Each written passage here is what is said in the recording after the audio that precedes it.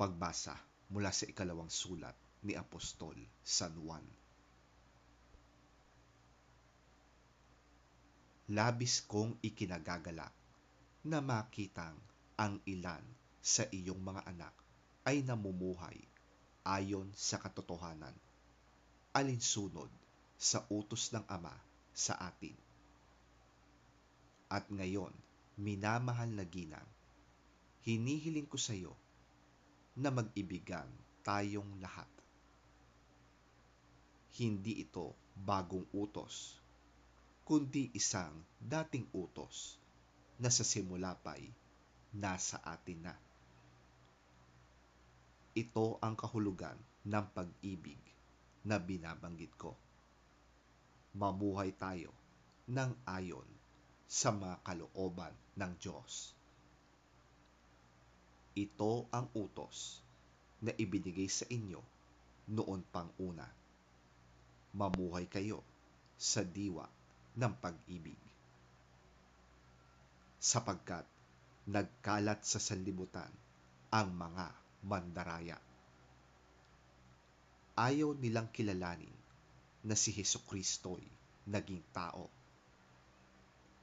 Ang ganoong mga tao ay mandaraya at laban kay Kristo.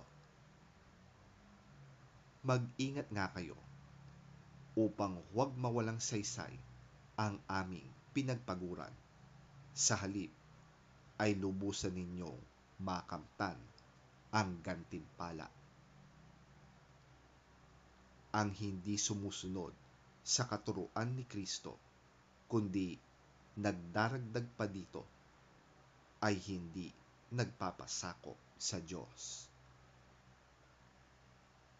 Ang sinumang nananatili sa katuruan ni Kristo ay nagpapasakop sa Ama at sa Anak.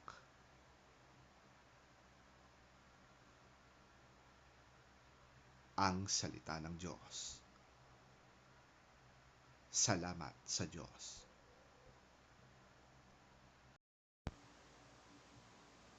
Ang mabuting balita ng Panginoon ayon kay San Lucas. Papuri sa iyo, Panginoon. Ang pagparito ng anak ng tao ay matutulad sa nangyari noong kapanahunan ni Noe. Ang mga tao'y nagsisikain, nagsisiinom, at nagsisipag-asawa hanggang sa araw na sumakay si Noe sa barko. Dumating ang baha at namatay silang lahat. Gayon din ang nangyari noong panahon ni Lot. Ang mga tao'y nagsisikain, nagsisiinom, bumibili, nagtitinda, nagtatanim, at nagtatayo ng bahay. Ngunit, nang araw na umalis si Lot sa Sodoma, umulan ng apoy at asupre at natupok silang lahat. Ganoon din ang mangyayari sa pagdating ng anak ng tao. Sa araw na yon, ang nasa bubungan ay huwag nang bumaba pa upang kunin ang kanyang mga kasangkapan sa loob ng bahay. At ang nasa bukid ay huwag nang umuwi pa. Alalahanin ninyo ang nangyari sa asawa ni Lot.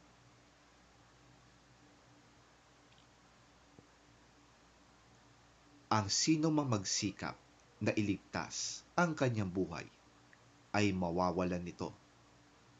Ngunit ang sino mang mawalan ng kanyang buhay ay siyang makakapagligtas nito. Sinasabi ko sa inyo, sa gabing yon, may 2 taong nasa isang higaan. Kukunin ang isa at iiwan ang isa. May 2 babaeng magkasamang nagtatrabaho sa gilingan. Kukunin ang isa at iiwan ang isa. Saan po, Panginoon? Tanong ng kanyang mga alagad. Sumagot siya, kung saan may bangkay, doon nagkakatipon ang mga buwitre.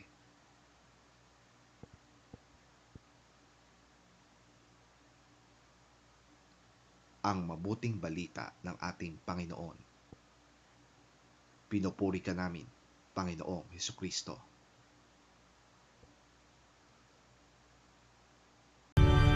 Just as it was in the days of Noah, so also will it be in the days of the Son of Man.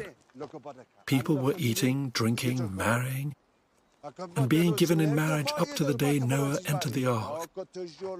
Then the flood came and destroyed them all. It was the same in the days of Lot. People were eating and drinking, buying and selling, planting and building. But the day Lot left Sodom, fire and sulfur rained down from heaven and destroyed them all.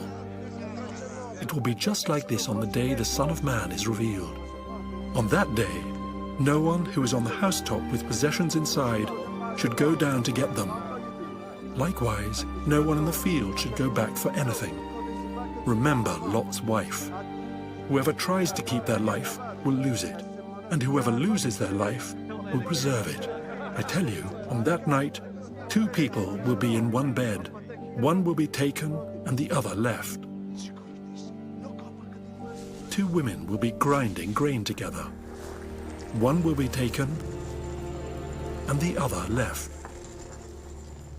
Where, Lord? They asked. He replied, where there is a dead body, there the vultures will gather.